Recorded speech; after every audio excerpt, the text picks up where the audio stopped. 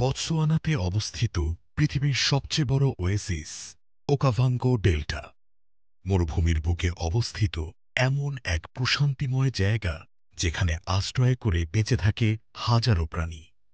Okavango ডেল্টার হাজারো গল্প রয়েছে, আর সেসব গল্পের মধ্যে সবচেয়ে অদ্ভুত গল্প হল স্থলভাগের সবচেয়ে বড় প্রাণী হাতিদের গল্প।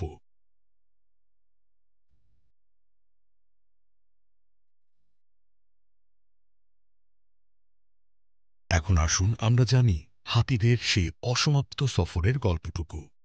হাতিদের আগের গল্পটুকু চতুর্থ পর্বে আমরা জেনেছিলাম।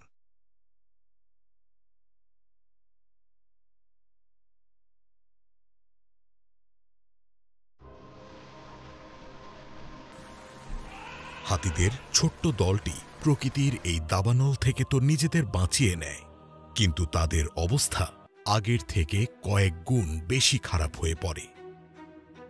কিন্তু এখানে আরও এক প্রাণী রয়েছে যারা তাদের মতোই ক্ষুধার্ত আর তৃষ্ণার্ত, আর তৃষ্ণা মেটানোর জন্য প্রয়োজন তাজা রক্ত। বাঘের আক্রমণ থেকে বাঁচাতে বড় হাতিরা এলি আর অন্যান্য বাচ্চাদের চারদিক থেকে ঘিরে ফেলে, কিন্তু বাঘ তখনই তাদের ওপর আক্রমণ করে না।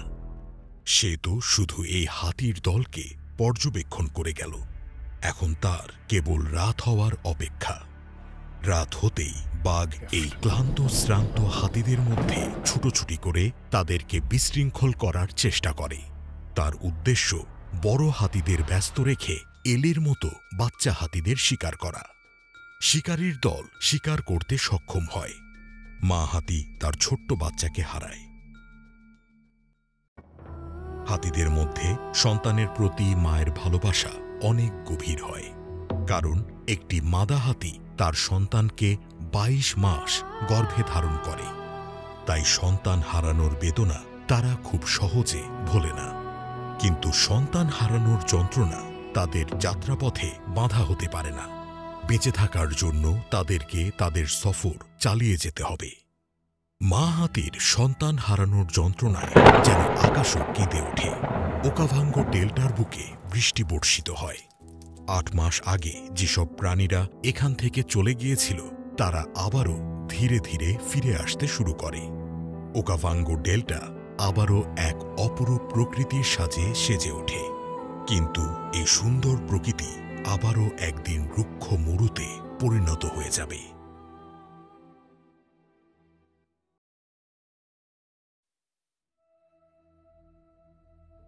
আলাস্কার বুক থেকে কয়েক লক্ষ কিলোমিটার দূরে এমন এক প্রাণী রয়েছে যা গত ৩ বছর ধরে সমুদ্রে সাঁতার কেটে বেড়াচ্ছে। এখন তার নিজ বাসস্থানে ফিরে আসার সময় হয়েছে। সকি সালমন।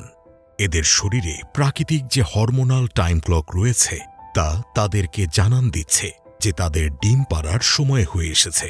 কিন্তু ডিম দেওয়ার জন্য তাদেরকে সেই জায়গায় ফিরে যেতে হবে যেখানে তারা নিজেরা জন্মগ্রহণ করেছিল।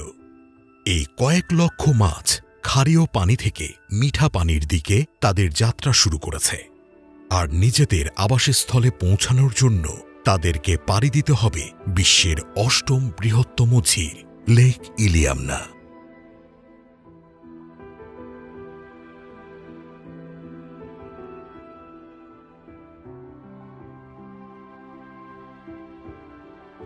আলাস্কার কাছাকাছি পৌঁছাতেই তারা খাবার গ্রহণ করা বন্ধ করে দেয়, আর তাদের সামনে পানির উল্টো স্রোত তাদের নদীতে প্রবেশ বাধাগ্রস্ত করে।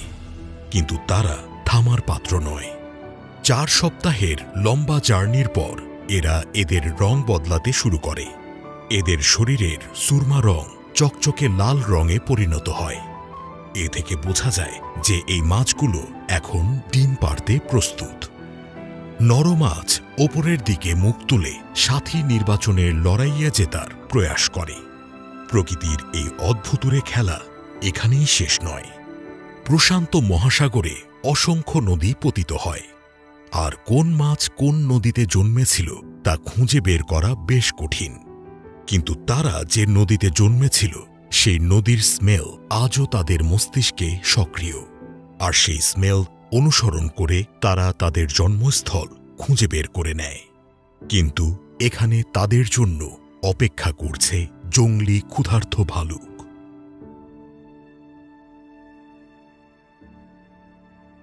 সকি সালমানের ঝাঁক বিদ্যুতের গতিতে ভালুকের থাবা থেকে বেরিয়ে যায়। কিন্তু যেখানে পানি কম সেখানে ভালুক শিকার করতে ব্যর্থ হয় না। ভালুকদের জন্য এই মাছগুলো শিকার ভীষণ প্রয়োজন, কারণ তাদের আসন্ন শীতে হাইবারনেশনে যেতে হবে।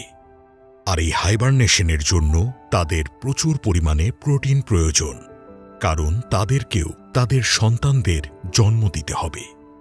টানা কয়েক সপ্তাহ পানির প্রতিকূল স্রোত আর শিকারী প্রাণীদের সাথে লড়াই করে সকি সালমন মাছের ঝাঁক নিজেদের জন্মস্থানে এসে পৌঁছাতে সক্ষম হয়। এখানে শুরু হয় প্রকৃতির এক অদ্ভুত প্রদর্শন। মাছ তার ডিমে নিজের জীবনটাই উৎসর্গ করে দেয়। এরা জানে যে ডিম পাড়ার পর তারা মারা যাবে।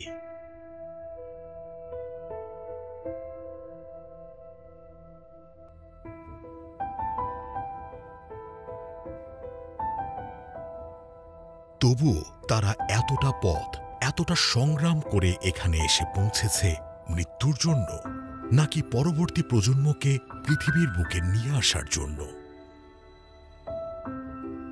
মা মাছেদের মৃত শরীর থেকে বিভিন্ন পুষ্টিকর উপাদান নির্গত হয়, যা এখানকার পানির সাথে মিশে যায় আর এই ডিম ফুটতে সাহায্য করে। আগামী 12 সপ্তাহ পর ডিম ফুটে যে বাচ্চা বেরোবে তারাও তাদের মায়ের মতো একই যাত্রাপথে যাত্রা শুরু করবে। এই পৃথিবী আমাদের অনেক কিছুই শেখায়। এখান থেকেই আমরা শিখি যে কোনো কিছুর শেষ পরিণতি ভালো বা খারাপ হয় না। এখানে কোনো সফর শুরু বা শেষ হয় না, দুনিয়া এভাবেই চলতে থাকে।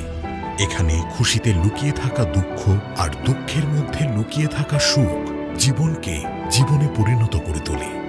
চলুন আমরাও এক সফর শুরু করি, অজানাকে জানার সফর, যেখানে আমরা জানব কোনো প্রাণী ছোট হোক বা বড়, তাদের গল্পগুলো একরকমই হয়ে থাকে। আমরা আমাদের এই সফরে অনেক কিছু জানব।